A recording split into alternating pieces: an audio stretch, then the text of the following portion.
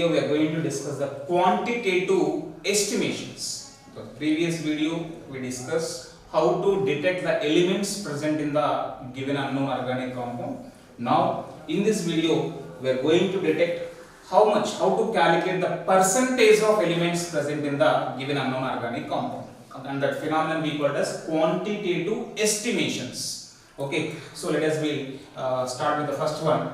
The first one is a detection of, estimation of carbon and hydrogen, and this method of estimation of percentage of carbon and hydrogen we call it as what? Liebig's method.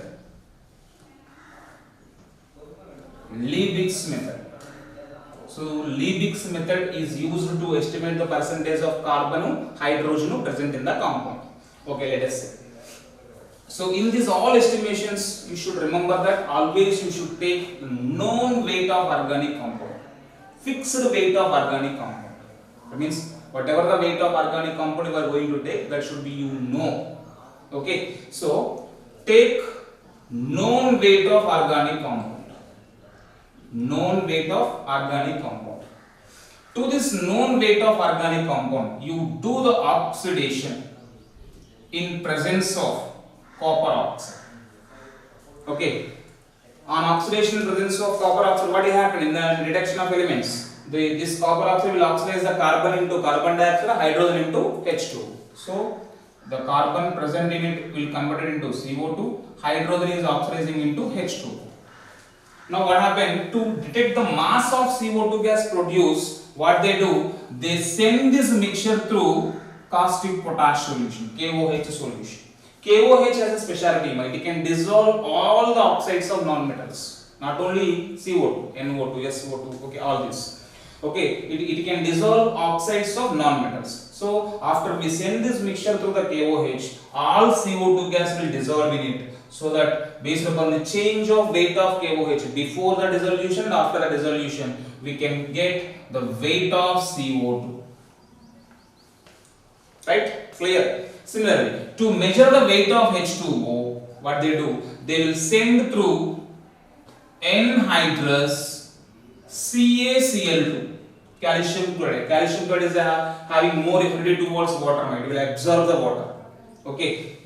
So when you send this mixture through the anhydrous calcium chloride, it will absorb the water present in that mixture. So based upon the change of weight of CaCl2, we can get a weight of H2O. So like this, by sending this through both KOH and anhydrous CaCl2, we can identify the weights of CO2 produced and weights of H2O produced. By using these weights of CO2 and H2O, now we are going to calculate the percentage of carbon and percentage of hydrogen. How? Let us see. Percentage of carbon is equal to weight of carbon is coming out as what? CO2. No? So percentage of carbon is equal to weight of CO2 by the known weight of organic compound. Here known weight we have taken up, known weight of organic compound. Then in CO2 how many carbons are there? 1 carbon. What is the atomic weight of carbon? 12. 12 by, what is the molar mass of CO2? 44 into 100. So by using this formula you can calculate the percentage of carbon. Next, percentage of hydrogen is equal to, now hydrogen is coming out as what? H2O. So the weight of H2O divided by the weight of organic compound into, in H2O how many hydrogens are there? 2 hydrogens are there. So 2 by H2O molecular weight 18 into 100. So by using these two formulas, we can calculate the percentage of carbon and hydrogens present in the given unknown organic compound. Okay, this method we call it as what? Liebig's method. Next detect estimation, that is what? Estimation of nitrogen present in the compound. Nitrogen. And here the nitrogen percentage we can estimate by two methods now. One is Dumas method, and the second one is Geldahl's method. One is Dumas method, the second one is Geldahl's method. They both methods are very important. Okay, so let us discuss. First one, Dumas method. If you take Dumas method, what they do, what's going on here? Let us see. In Dumas method, take the known weight of organic compound. So take the known weight of organic compound. Okay, and this known weight of organic compound is on combustion in presence of CuO. Okay, this on oxidation in presence of CuO. The carbon present in the compound will come out as CO2. The hydrogen present in the compound will come out as H2O. And now the nitrogen present in the compound will come out as N2 gas. Okay, I'll just give you a general formula. CXHY NZ. That means the compound having X number of carbons, Y number of hydrogens and Z number of nitrogens. It will consumes 2x plus y moles of CuO, 2x plus y moles of CuO gives x moles of CO2 and y by 2 moles of H2O and Z by 2 moles of N2 gas.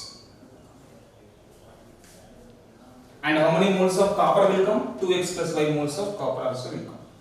Why? Because 2x plus y moles of CuO. So this out of oxygen will come out. So remaining is 2x plus y moles of copper also will come out. So this is the general formula. This is not necessary, just for our idea. Okay, anyhow, take the known weight of organic compound, add sufficient amount of copper oxide. On heating, the carbon is coming out as CO2, hydrogen is coming out as H2O, nitrogen is coming out as what? Nitrogen gas. By knowing the volume of N2 gas, you may get that out. How to calculate the volume of the nitrogen? By using nitrometer. By using nitrometer instrument, they collect all the nitrogen gas present in coming here, and by using the nitrometer only, they will measure the volume of the what? Nitrogen gas at STP. Now by using that nitrogen, now we are going to calculate the percentage of nitrogen. That is, percentage of nitrogen is equal to volume of nitrogen liberated at STP, volume of nitrogen gas liberated at STP by the weight of organic compound into N2. What is the molecular weight of N2? 28.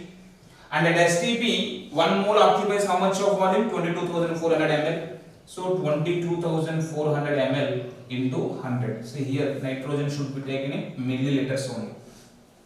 Okay, percentage of nitrogen is equal to volume of nitrogen in ml at STP divided by weight of the organic compound into 28 by 22,400 into 100. So by using this, you can calculate the percentage of nitrogen in Dumas method. One point you should remember: the nitrogen present in the compound is coming out as what? Nitrogen gas. By measuring the volume of the nitrogen gas, we are going to calculate the percentage of nitrogen in Dumas method. Next, move to the next important method, that is what? Geldar's method.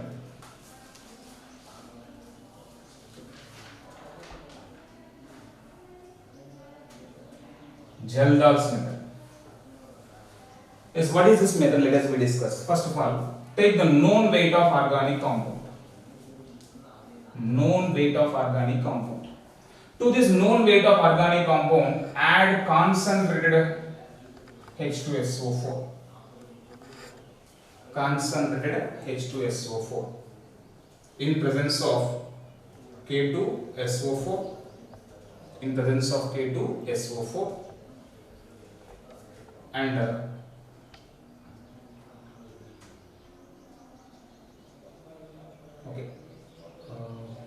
that's it. In presence of K2SO4, when you add the H2SO4 to the known weight of organic compound, this H2SO4 will convert the nitrogen that was present in the organic compound into ammonium sulfate. Okay, the concentrated H2SO4 converts the nitrogen present in the organic compound into ammonium sulfate. That's the first step. Now to this ammonium sulfate, when you add the sodium hydroxide base, what happened? The Na plus ions will go and replace the ammonium ions. we are getting what we are getting? Ammonia gas and Na2SO4 precipitate. So the nitrogen present in the organic compound is coming out as what? Ammonia gas. But this volume of ammonia gas we cannot directly measure. We should calculate this volume indirectly. Okay, indirect method of determination. How can we indirectly measure?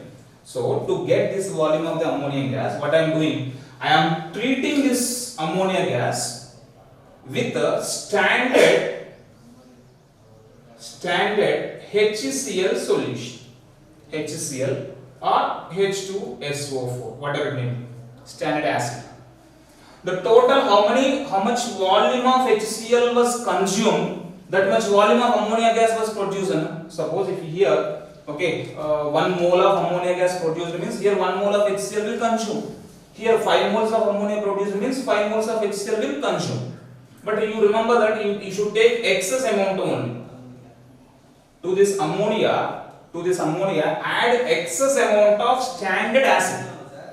Okay, so out of this excess, some number of moles of HCl or H2SO4 will consumed by the ammonia. So the number of moles of HCl or H2SO4 consumed by the ammonia, that is equal to number of moles of ammonia gas produced. Okay, and the remaining HCl we need to measure. So the remaining acid will measure by treatment with base again. Okay, so total how many moles of NaOH reacting, that many moles of HCl still left. For example, just give an example. Here 3 moles of ammonia are liberated. Okay, so but here I have taken 10 moles of HCl. I have taken 10 moles of HCl. I have taken HCl. Okay, out of 10 moles, 3 moles only consumed. Remaining moles is what? 7 moles. That means NaOH should be 7 moles. So 7 moles of NaOH was consumed. That means here 7 moles of unreacted acid was there. If 7 moles is unreacted, then remaining how many moles of acid was reacted? 3 moles. So 3 moles of acid reacted means 3 moles of ammonia was produced. This is the indirect method. Okay, so this is the exact meaning of this Gelder's method. So that is why you may feel some means difficulty while you are, once if you understand this, then definitely you feel very easy about this Gelder's method. Okay, anyhow, based upon the volume of acid was consumed, volume of acid or moles of acid reacted is equal to volume of base reacted produced. That is why based upon the volume or normality of acid consumed, we are going to percentage what? Calculate the percentage of nitrogen. So percentage of nitrogen is equal to normality of acid into volume of acid divided by into 14 by nitrogen weight 14 by weight of organic compound into 1000 into 100. Okay, why? Because volume 1000 ml. So normality of the acid into volume of the acid. What is this? Is what is nothing but number of millimoles. Number of millimoles. So number of millimoles of acid into 14 into 100 by weight of organic compound into 1000. Or a simple form, you can write percentage of nitrogen is equal to 2 zeros cancel. 14 by 10 means 1.4 will come. Finally, N into V into 1.4 by weight of organic compound. So by using this formula, we can calculate what? The percentage of nitrogen, where N is equal to what? Normality of acid, standard acid. Volume is what? Volume of acid consumed or reacted. 1 point weight of organic compound. Sometimes what happen? Total number of millimoles of acid they will give you. Total number of millimoles of base consumed also will give you. Okay, then they will ask you percentage of nitrogen.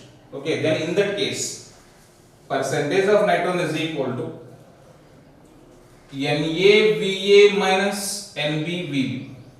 For example, total 10 millimoles. Out of 10 millimoles, 7 millimoles of base is there. 10 minus 7, here total 10.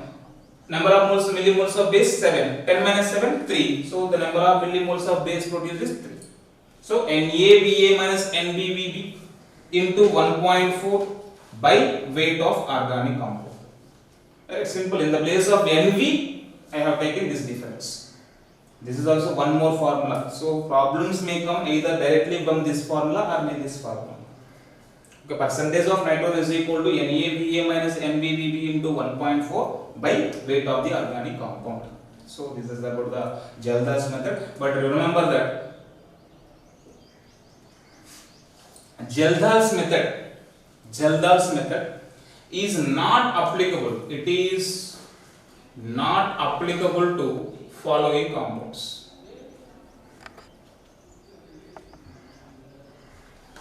Okay, what are those compounds? It is not applicable to first one, azo compound. It is not applicable to azo compounds. Next one, azoxo compounds. Okay, azo compounds means N double bond N N. These compounds. Azoxy means N double bond N OH. These compounds. Next, it is also not applicable to diazo compounds and diazonium salts. Diazonium salts. Next one, it is not applicable to pyridine. It is not applicable to quinoline. So why these all compounds? Why the Gelder's method is not applicable for these all compounds? Why? Because in these all compounds, what happened? The nitrogen present in these compounds is not coming out as ammonia. So this point you should remember. The Gelder's method is applicable only when the nitrogen present in the organic compound is coming out as what? Ammonia. Then only it is applicable. But in these all compounds, the nitrogen is not coming out as what? Ammonia gas. Once if there was no ammonia, no positive Gelder's method. That is why the Gelder's method is not applicable for these all compounds. Estimation of halogens. Estimation of halogens. And this method of estimation of halogens we call it as Carius method. Why? Because we are here they are using a special apparatus that is called Carius tube. Because of using Carius tube, they are calling this method as what? Carius method. Okay, anyhow. Yes, what is the process? Take the known weight of organic compound. To this known weight of organic compound, add silver nitrate in presence of HNO3. Yes, already we know that if you add silver nitrate to the organic compound, the halogens present in the organic compound will come out as what? Halides. Okay, that is what? AgX. Silver halides will precipitated. Once they precipitated, okay, you just filter them. So after the precipitation, you filter it. Filtration. After filtration, make it dry. Okay, after the drying of completely, based upon the weight of the salts, we are going to calculate what? Percentage of halogens present in the compound. Okay, so in case of chlorine is coming out as what? AgCl. Bromine is coming out as AgBr. Iodine is coming out as what? AgI. Okay, now percentage of chlorine is equal to, chlorine is coming out as AgCl now. Weight of AgCl by weight of organic compound into, in AgCl, what is the weight of chlorine? Chlorine is 35.5. So 35.5 by AgCl molecular weight total silver is 108, ambulance number. 108 plus 35.5, total 143.5 into 100. Just remember that. So this is the formula. By using this, we can calculate percentage of chlorine. Similarly, percentage of bromine is equal to, okay, weight of AgBr divided by weight of organic compound into, in AgBr, bromine is what? 80, atomic weight 80. AgBr means 108 plus 80, 188 into 100. Similarly, percentage of iodine is equal to weight of AgI divided by weight of organic compound into iron is what 127 plus 108, so total how much 108 plus 127, so 135 235, so 127 by 235 into 100. Okay, so these are the formulas we are going to use to calculate the percentage of chlorines and bromine and iodine in the organic compound. This is called KDS method. Next, estimation of sulfur. Estimation of sulfur. Yes, what they do to estimate the sulfur? First of all, take the known weight of organic compound. Known weight of organic compound. To this known weight of organic compound, add Na2O2 followed by HNO3. First of all, Na2O2 if we add sodium peroxide oxidizing agent, it oxidizes the sulfur into sulfate. After addition of HNO3, the sulfate becomes what? Sulfuric acid. Finally, the sulfur which is present in the compound will come out as what? Sulfuric acid. Now to this sulfuric acid, add BaCl2 reagent, barium chloride reagent. Once we add the barium chloride reagent to the H2SO4, we get barium sulfate precipitate, white colored precipitate will come, white PPT, and just filter this precipitate, make it dry, and based upon the weight of the barium sulfate, we can calculate the percentage of sulfur. See, percentage of sulfur is equal to weight of barium sulfate by weight of organic compound into, in barium sulfate how many sulfurs are there? Only one sulfur, 32 by, and the barium sulfate molecular weight, barium is what? 137 plus 32 plus 64, total 233 into 100. Okay, by using this formula we can calculate what? Percentage of sulfur. Next, estimation of phosphorus. Estimation of phosphorus. Same here also, take the known weight of organic compound. Known weight of organic compound. To this known weight of organic compound, add HNO3. The HNO3 directly will oxidize the phosphorus into phosphoric acid. H3PO4, phosphoric acid. Now to this phosphoric acid, add magnesium mixture. Magnesium mixture. Magnesium mixture means what are the components of this magnesium mixture? That is MgCl2 plus ammonium hydroxide plus ammonium chloride. This is what the magnesium mixture. And MgSO4 also there. Okay, so when you add this magnesium mixture to this phosphoric acid, you will get a magnesium ammonium phosphate. Mg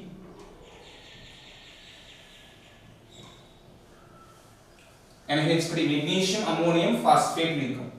And this magnesium ammonium phosphate, this is a precipitate, it will precipitate it down.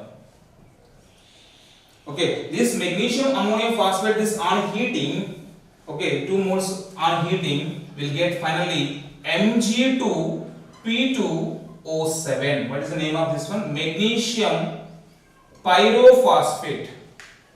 Magnesium pyrophosphate. Now based upon the weight of this magnesium pyrophosphate, we are going to calculate the percentage of phosphorus. So once again, take the known weight of organic compound, add HNO3 so that it becomes phosphoric acid. To this add magnesium mixture, we get magnesium ammonium phosphate. To this magnesium ammonium phosphate, this on heating, it will be precipitated down.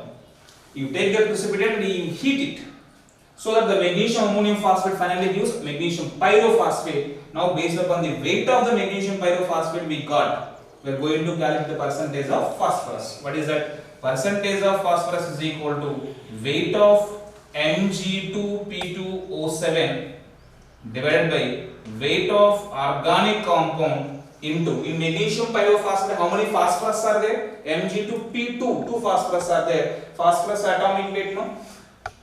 Phosphorus atomic weight 31 to the 62. So 62 by Mg2P2O7, total molecular weight 222. So 222 into 100.